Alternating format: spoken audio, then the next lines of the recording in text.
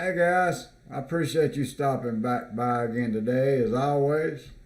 Today I want to talk to you about beggars and the poverty in the Philippines.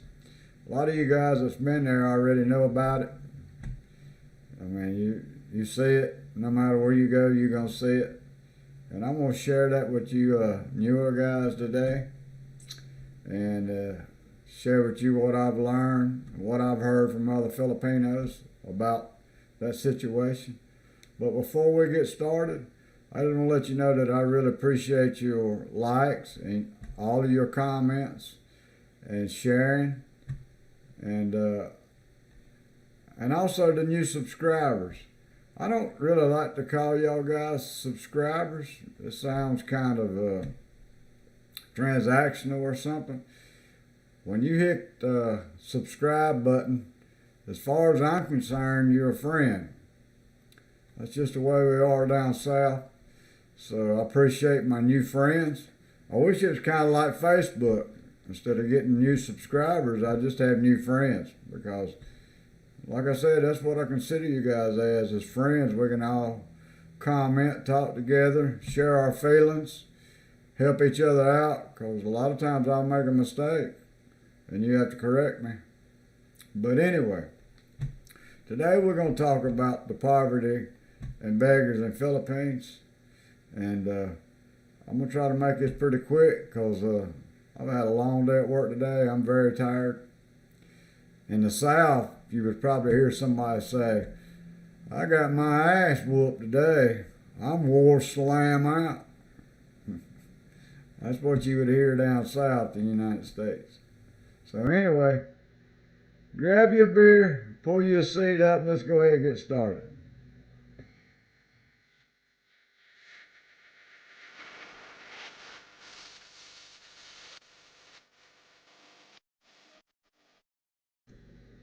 Hey guys, alright, let's go ahead and get started with this.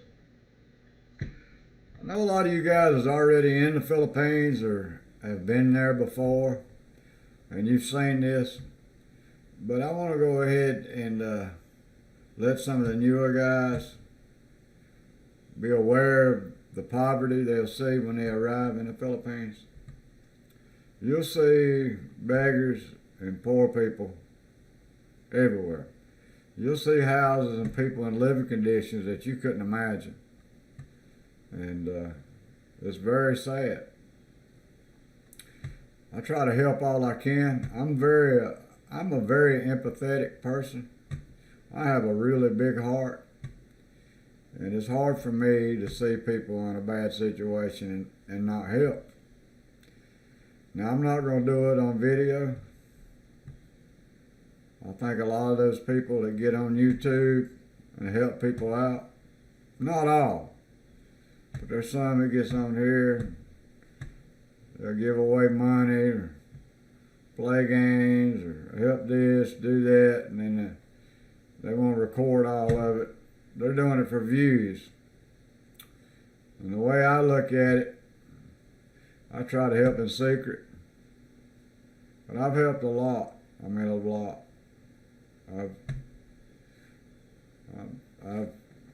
I've paid for funerals in the Philippines. One girl's sister died. She wanted to put tile under the grave. She wanted it tiled in, ceramic tile. I helped her with that. I bought small piggeries and sorry stores and little things like that. I've helped pay power bills. I've sent money for food. I've paid for hospital bills.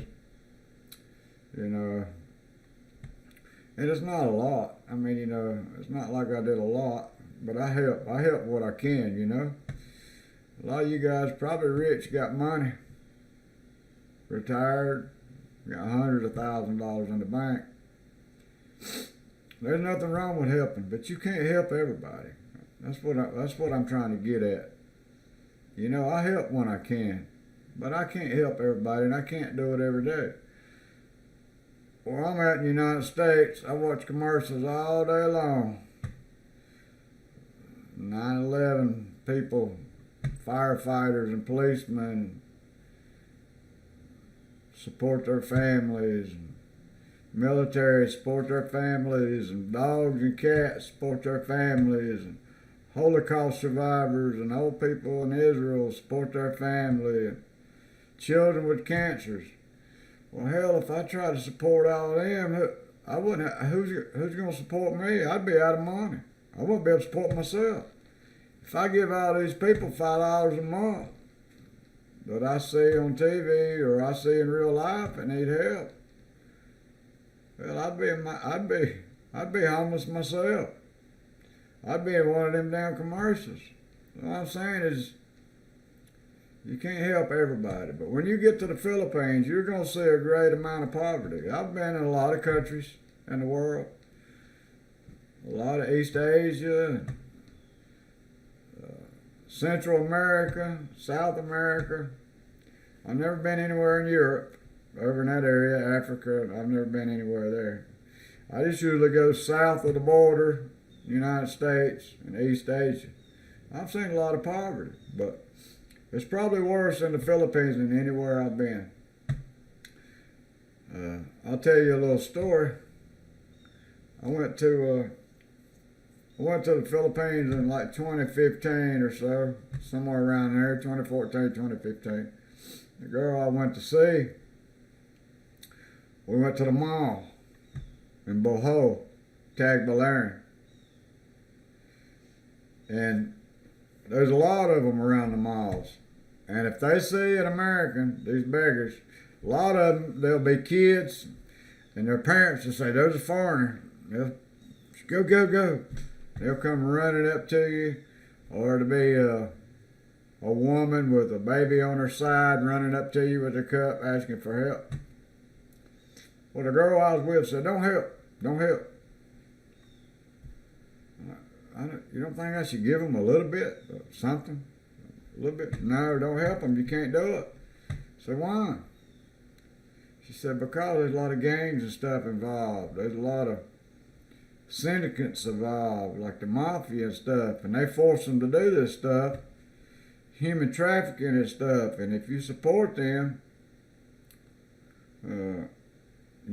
you're putting them in a bad situation. And our president at the time was, I think it was Duterte, said, don't be giving beggars money. Don't do it. Because if you do, you're helping these syndicates and gangs and stuff. I really didn't know what to do. I did help though some people. All of them's not in that. A lot of them are just truly asking you for help. I want to share that with you though real quick. Something that I found. Read it to you so you understand what I'm talking about. It says, there's no conclusive evidence to suggest that all beggars in the Philippines are run by gangs. However, it is a common phenomenon in many countries, including the Philippines, for organized groups or syndicates to exploit vulnerable individuals, including children and adults, and force them to beg on the streets. These groups often control the begging operations and take a significant proportion of the money collected. In the Philippines, there have been reports of begging syndicates operating in urban areas, particularly in Manila, according to some sources. These syndicates recruit children and adults, often from impoverished communities, and force them to beg on the streets. These syndicates often use intimidation, violence, and other forms of exploitation to control the beggars and extract a large portion of their earnings. However, it's important to note that not all beggars in the Philippines are part of these organized groups. Many individuals beg on the streets due to poverty, unemployment, and other circumstances. The Philippine government has taken steps to address the issue in begging and human trafficking, including the passage of Anti-Trafficking in Persons Act and the establishment of programs to support vulnerable populations. However, no more needs to be done to address the root causes of poverty and exploitation. then drive begging and human trafficking. More needs to be done to address the root cause of poverty, exploitation, and driving, begging, and human trafficking. All right. So yeah, I've seen a lot of it.